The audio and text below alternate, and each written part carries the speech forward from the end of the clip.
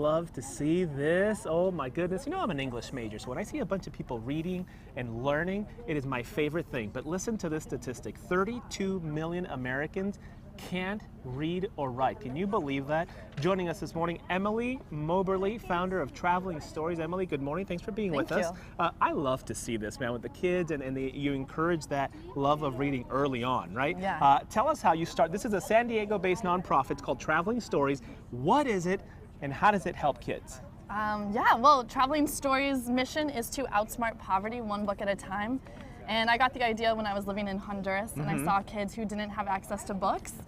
So we started first by building libraries around the world where kids don't have books. But then we noticed... Go ahead. Well, we noticed here in San Diego, 2/3 of fourth graders can't read at grade level. And so we started these pop-up literacy programs at farmers markets. And it's just like this, except we have a tent.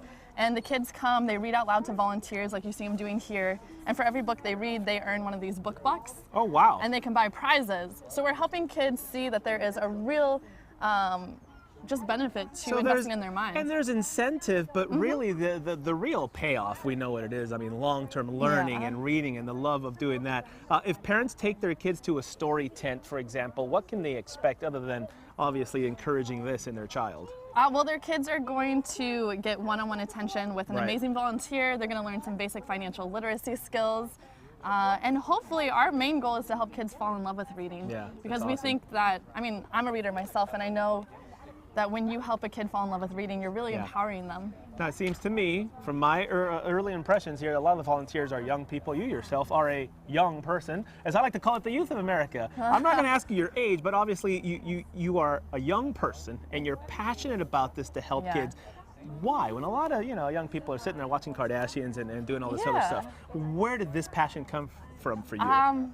Well, I don't know where I would be without books. Yeah. And I grew up just loving to read, and as I got older, I looked around and I saw a lot of kids who thought reading was boring and didn't think that their own story had significance. Yeah. And that was just really hard for me to grasp. So I thought, why not do that? Emily, I would hug you, but that would make it weird. But I'm so happy that you're doing that. Thank you. Malika Shaw, I've been told, is there a Malika Shaw? Malika Shaw, is there a Malika Shaw here?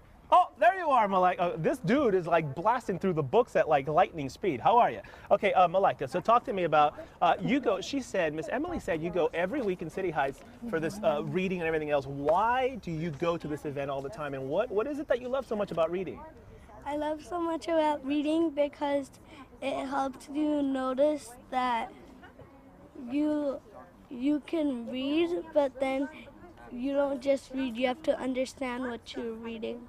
And do you like the stories? Because, when I was in college, I was an English major. I read like a gazillion books, right? And I loved the stories. So now I grew up and I kind of tell stories every day now, right? So is that kind of what you like? You hear the different stories and different peoples and that kind of thing?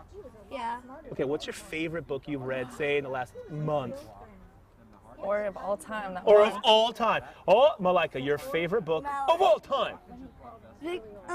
I changed my name, but my name used to be Madeline, and I changed it to Malika, and my favorite book before was Madeline. Get out of here. Now, what's that book about in case people haven't read it yet? It's about an old house in Paris that is covered with vines, and there's 12 little girls in 2 straight lines. And all of the girls are they don't speak, but Madeline, she goes out of her range, and she's not like a normal little girl. She likes to do things like Malika's going to tell us the whole book here. I love it, Malika. And you have all your book bucks, and we were practicing earlier because I said, I'm having trouble saying book bucks, because it's hard to say fast. But you said, you said to me, if I mess it up, you'll fix it. You'll tell me how to do it, right? So how do you say book bucks 5 times fast? Book. Good job. Okay, keep reading. We're going to try to get back up. Oh, Emily. Oh, this hurts my knees. I'm getting old, Emily. So tell us about the crowdfunding campaign that you guys are doing, because this is really great. This is how you guys out there can help this great program. Tell me about it. We launched a crowdfunding campaign on Indiegogo.com on Friday, and our goal is $25,000. If we reach our goal, we'll be able to start new programs and reach at least 2,000 more kids by the end of this year. Goodness gracious, And we have a ton of perks lined up. Our partners are IDW Publishing, Scribes, Hess Brewing Company. So there's so many reasons to give. There's a lot of awesome prizes. I love the passion. I love the Thank big you. smiles. IDW, of course, they've been on our show, a great They're comic book amazing. publishing company here in San Diego. We love them. Erica Fox has a question inside the studio for us. I will try to relay that message. Erica, go ahead. I have a question for you. I'm going to pose the same question to you that you asked the kids. What's your all-time favorite book ever? Oh, look at Erica putting me on the spot for my all-time favorite book. I have too many. I will answer like a politician and say I have too many favorite books. Oh, come on. To truly answer. Give me one. Although, you know, when I was in college, one of my favorite writers, you wouldn't think of it, Thomas Jefferson.